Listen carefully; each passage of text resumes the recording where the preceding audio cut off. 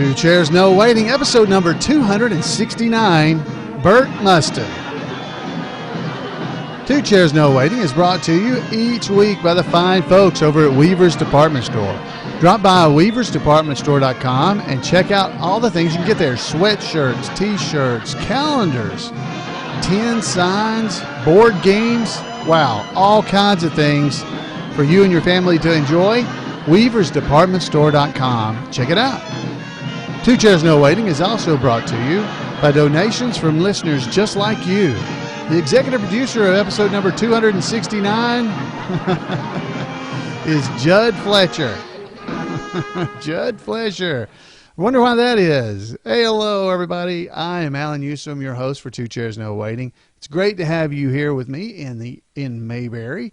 This is your podcast about the Andy Griffith Show, and we're going to be talking this episode about Burt Mustin. Now, a lot of you folks probably know who Burt is. You've seen him.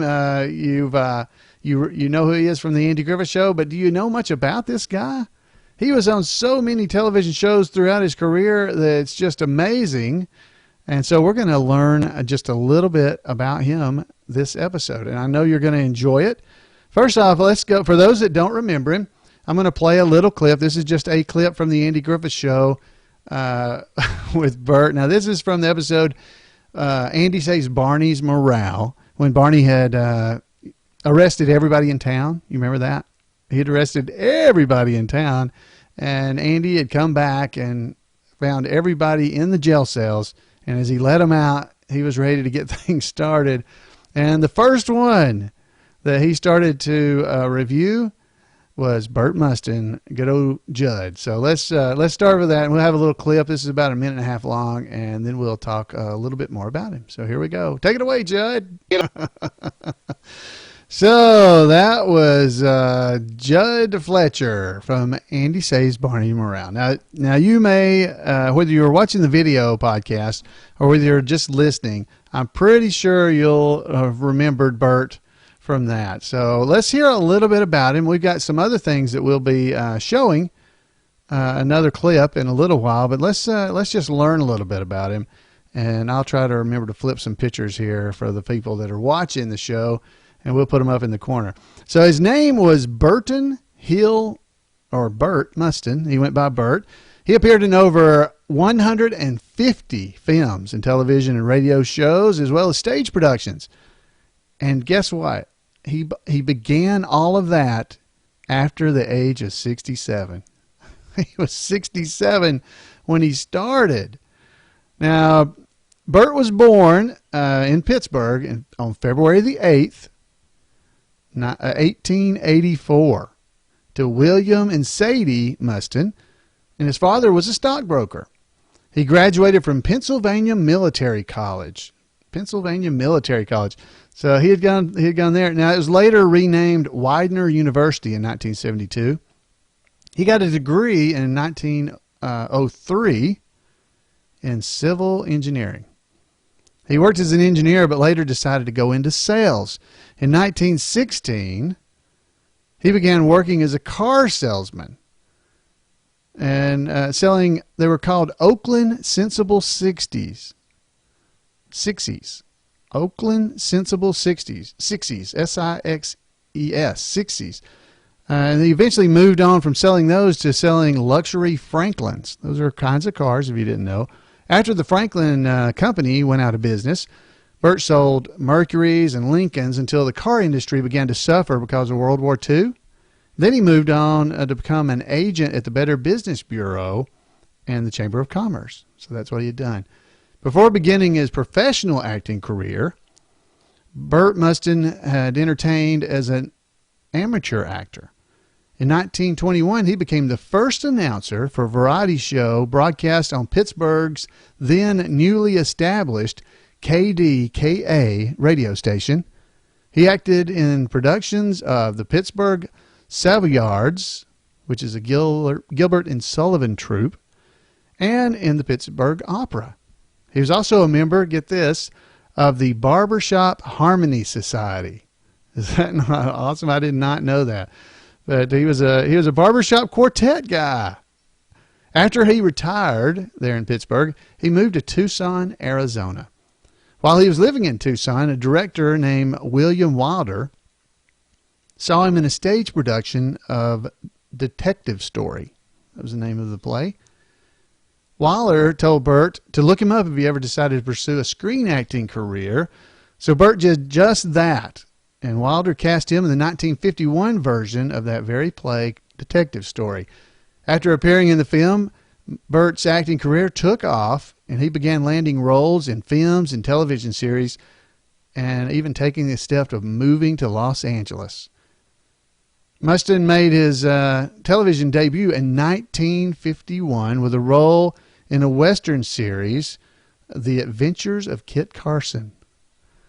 Throughout the rest of the 50s, he made guest appearances on the Abbott and Costello Show, The Loretta Young Show, Cavalcade of America, The Public Defender, Treasury Men in Action, The Lone Ranger, Fireside Theater, Tales of the Texas Rangers, It's a Great Life, Lux Video Theater, Studio 57, Dragnet, Our Miss Brooks, It's a Great Life, The Gale Storm Show, General Electric Theater, and The Texans, among many others.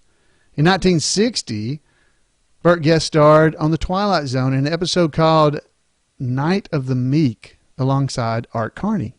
He also appeared in a second Twilight Zone episode called Kick the Can in 1962. In 1964, Burt Mustin had an uncredited role in The Outer Limits episode called The Guest. During the 60s, he also made multiple appearances on Bonanza, Gunsmoke, Ichabod and Me, The Many Loves of Dobie Gillis, again Dragnet, The Alfred Hitchcock Hour, The New Phil Silvers Show, The Beverly Hillbillies, Dr. Kildare, The Jack Benny Program, Ben Casey, The Monkees, The Virginian, Cimarron Strip, My Three Sons, Batman, it was on episode number 48, by the way, and Bewitched. In 1969, he co-starred in a television film called The Over the Hill Gang. Mustin also appeared in a sequel to the film Over Hill Gang Rides Again the following year. In addition to those guest starring roles, of course we know about the Andy Griffith Show, but he had recurring roles on several television shows during the 50s and 60s. In 1955, he played the role of Foley in The Great Gildersleeves, the television version of that radio classic. In 1957 and 58, he appeared as Mr. Finley on Date with the Angels. Oh, and this is the role he's more, at least I remember him very well for, from Leave It to Beaver. In 1957, he made his first appearance as Gus the Fireman on Leave It to Beaver. Everybody remembers that one. He continued that role until 1962, making a total of 15 appearances on Leave It to Beaver. In 1960, he made his first guest appearance on the Andy Griffith Show as Jud Fletcher. He appeared in the role until 1966, and he played other characters too. They sometimes changed the name of the character that he was in, but he was always Jud to me. He portrayed old Uncle Joe on 2 episodes of The Lucy Show in 1967, and the following year he guest starred as Grandpa Jensen on Petticoat Junction for 3 episodes. During the 70s, he continued his career. Now remember, he didn't start till he was, how did I tell you, 67? He was 67 when he started this. Is that not just amazing? Oh, wow. So in the 70s, he continued along with roles on Love American Style, Adam 12, Emergency. He was known for his quick wit and song and dance abilities. Mustin frequently was a closing act on The Tonight Show starring Johnny Carson in the 1970s. From 71 to 76, he had a recurring role as Justin Quigley in 5 episodes of All in the Family. In 1971, he co-starred in a sketch comedy show called The Funny Side, hosted by Gene Kelly. The series featured an ensemble cast of 5 married couples that dealt with various issues through comedy sketches. and song and dance routines.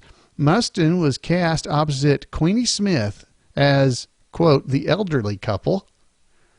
The series debuted on NBC in September of 71 and was canceled in January of 72. So it didn't last very long, but he was on there. The next year, Mustin co-starred in the television film Miracle on 34th Street, starring Sebastian Cabot. And he had an uncredited role in the Disney television film Now You See Him and Now You Don't. Burt's last continuing role was on the television series Phyllis, where he played the suitor and later husband of Sally, Mother Dexter, and a role he played until shortly before his death. And he died, by the way, in January 28th, 1977. So he had a long life. Now, films, we hadn't talked about that yet. In addition to his extensive work in television, Mustin also appeared in numerous films, and he made his film debut at the age of 57, as we had said, in a detective story. In 51, he followed with roles in Talk About a Stranger, The Silver Whip, Half a Hero, She Couldn't Say No, Desperate Hours, Man with a Gun, Storm Center, and The Sheep Man in 1958. So he had all those between his beginning in 51. He had all those shows till 1958. In the 60s and 70s, he appeared in The Adventures of Huckleberry Finn. That was in 1960. Hemingway's Adventures of a Young Man in 1962. Twilight of Horror. I bet that was scary. That was Twilight of Horror, 1963. What a Way to Go, 1964. The Misadventures of Merlin Jones in 1964. The Cincinnati Kid, The Adventures of Bullwhip Griffin, The Shakiest Gun in the West in 1968. Everybody give that one a hand. That's Barney. The Great Bank Robbery in 69. More. I'm just not going to try to read all these. It's amazing. In 1974, he portrayed Uncle Jeff in the musical film Mame, starring Lucille Ball and B. Arthur. That was a big deal. He's also had a small role in Herbie Rides Again, also released in 1974. The next year, he appeared in Regent Appleby, and he appeared as Regent Appleby in The Strongest Man in the World, the Disney film. His final role came in 1976 in a Western film, Baker's Hawk, starring Clint Walker and Burl Ives. Now, I've got some pictures that I found on the internet as well, and one of them is of him as a hockey player. Now, I got his entire team of hockey, his hockey team there, and then there's a really good close-up picture of him as a very young man playing hockey in 1902 is what it says on the hockey puck that's sitting right in front of him. So 1902. And he also evidently played baseball, because I was able to find a picture of him as a baseball player. I found it. So he played baseball at his college, I do believe is what this is. So there's a lot of really neat pictures in here that I'd found on the internet. So if you just Google Burt Mustin, you'll find a lot of these pictures. Let's go on to just a little bit more here to tell you about it. In 2000, TV Land created a series of commercials celebrating the often seen but little known by name character actors who regularly appeared on the show, and Burt Mustin was one of those. He was one of 110 original founders of the Pittsburgh chapter of the Lions Club, which was established in 1921. So the Lions Club of Pittsburgh was established in 1921, and Burt was one of the original founders. Is that not awesome? He was married to Frances Robina Woods in 1915. They remained married until she passed away in 1969, and they had no children. He passed away January 28th, 1977, at the Glendale Memorial Hospital in Glendale, California, and he's buried in Forest Lawn in Hollywood Hills Cemetery.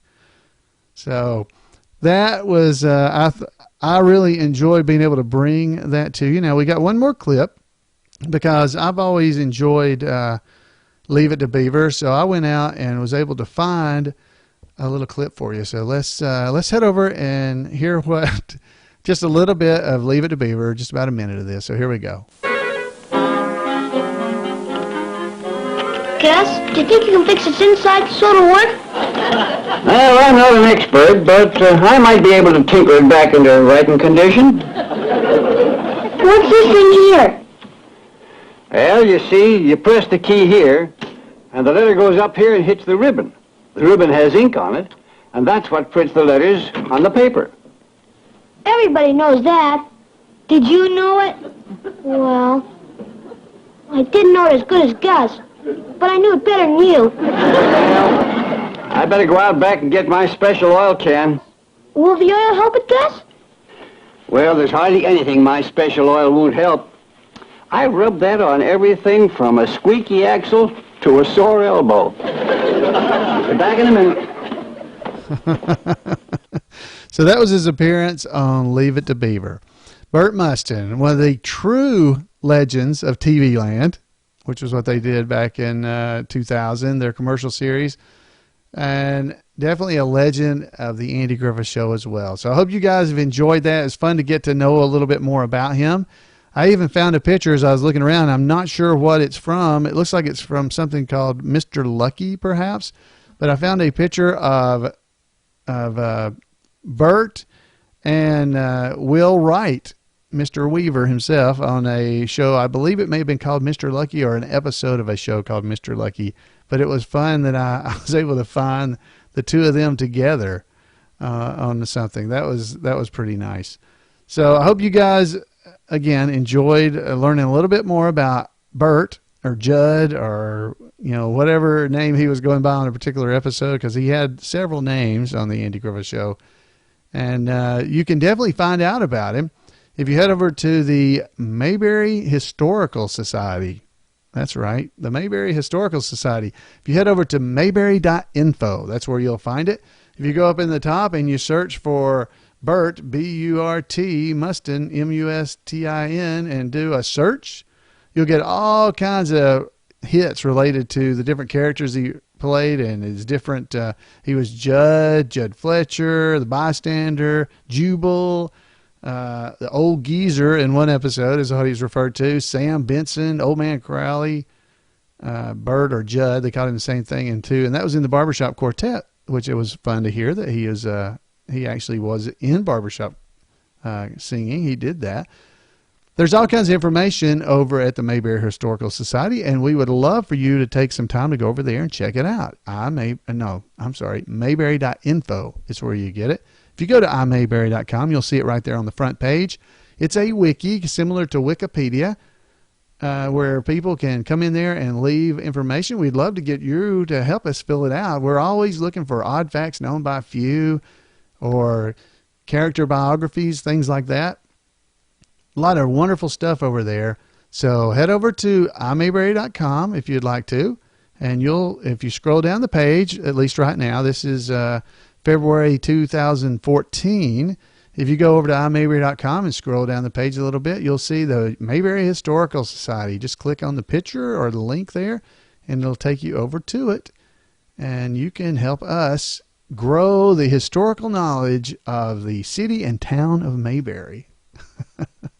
And folks, if you enjoy just visiting with one another, which I hope you do because you show up here, head over to another site that we have. It's called the iMayberry Community. It's kind of like Facebook, but it's only Mayberry people. Now, I'm the one that's running it, so your information is not getting shared with anybody. But you can go over there and join. There's about 760 or 700 and some odd members. I can't remember the number right now, and you can visit. They visit on there. They share pictures. They ask trivia questions. They're having a lot of fun over at the iMayberry Community. So I want to invite you over there. Friends, it is always a pleasure for me to be able to spend time here in Mayberry with you, and I hope you feel the same way. I'd love to hear from you.